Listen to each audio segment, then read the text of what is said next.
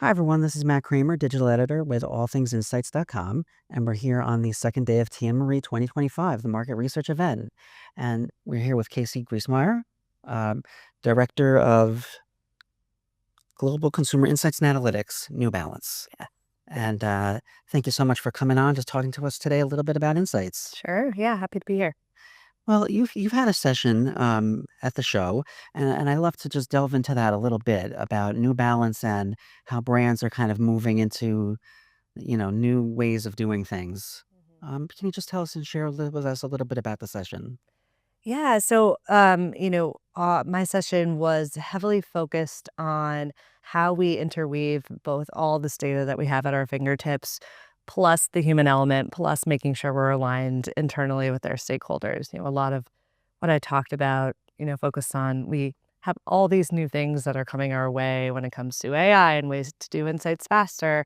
And that's really great. But if we're not creating a process internally to make sure that we're digesting that information and partnering with our stakeholders and functions to ensure we're on the same page of how that impacts our strategy, it won't be as influential within the business. So that was kind of the big takeaway. And another big takeaway was just from the global perspective, it's really hard to keep a pulse on consumers kind of very quickly. As I go to market, it's almost a 24-month process. So having that ongoing access to consumers at a global scale is something that's helped us move really quickly.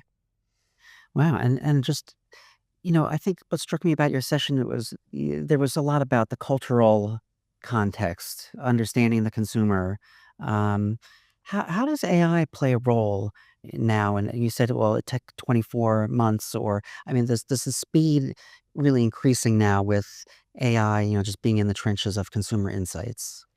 Yeah, I think my stance so far on AI and insights has been leveraging it as a tool to help us move faster and synthesize all the data at our disposal versus replace any sort of human element. So from a global level, as I mentioned, we have to have a point of view across multiple regions that we serve. So, what is that global human truth and that red string like throughout all?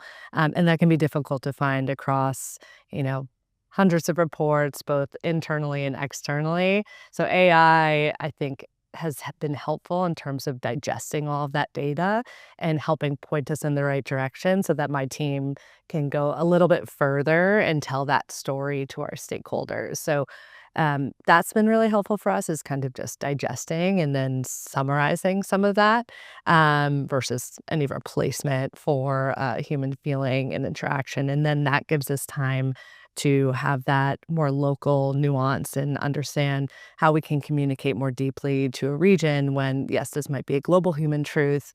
And then when we look at it deeper for your region, here's what you should pay attention to. Yeah, and I mean, you talked about the speed and the automation, the efficiency, and what about that? You mentioned stakeholders, like delivering that last mile to the stakeholders is Mhm. is really being transformed now as there's more time, supposedly to be more of the business strategist. Mhm. Um, how do you feel that is transforming in this next era of insights as the show is pointing out? Yeah, I think we have a unique opportunity as insights leaders to play a strategic role in informing strategy versus just validating, right? Especially with all these tools at our fingertips. I think a lot of people in the business will lean on us as experts of the data. And so, kind of using that to fuel those conversations and play a role in really driving direction versus just validating assumptions. Um, so, I think that for me would be a real big opportunity. And then as to just think about stakeholders internally, just growing that partnership with them and helping them feel like they understand and trust where the data is coming from and how we're utilizing AI and where we are still playing a big role in terms of being the translators and the storytellers for them. Yeah, speaking of storytelling, I mean, is the data storytelling narrative advancing now with, not just AI, but technology or the speed? And I mean, has that changed over time?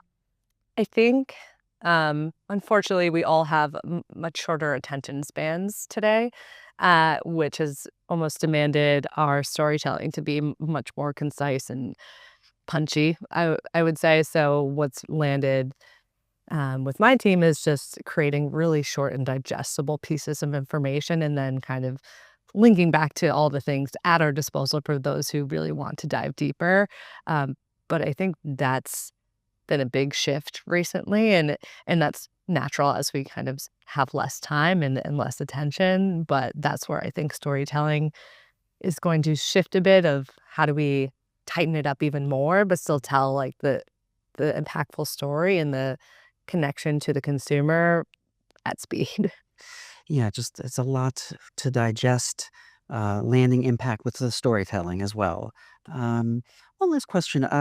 You helped me. We did All Things Insights did some pieces on women and insights, Mhm. and I was struck by all the responses that I received, especially about kind of empathy, understanding the consumer and having this, uh, you know, consumer empathy approach. I mean, is that something that the insights professional of today needs? Or, not just women, but, everyone. Yeah, I think everyone should lead with empathy. And I think women, we kind of talked about this in the session I had with some women in research the other day. But, what's great is we intuitively have that often. So leading with empathy with the consumer helps, I would think, understand them more deeply and building that relationship with them. I mentioned this in my session yesterday, but sometimes I think people confuse having a target consumer with, the brand trying to be that consumer, and it's actually quite the opposite. It's trying to deeply understand and connect with them and build a relationship because if you think about the strongest relationships in your life, they're founded in, shared values, people who push you and tell it like it is, people who encourage you to take risks, and those are the type of people that help you grow as a person. So, like, that's the type of relationship we should have with our consumer because then that will help us grow and learn and evolve culturally as a brand. So I think you can't do that without empathy and understanding where they come from and knowing that, we're a 100-year-old brand. Like, we need to understand, who is our consumer today and how their lives are affected by everything happening around them. Just understanding the consumer. It all comes back to that and having that emotional connection with the consumer. Thank you so much, Casey, for coming on and talking Mhm. to us today. Yeah, happy to. Thanks so much. Thank you.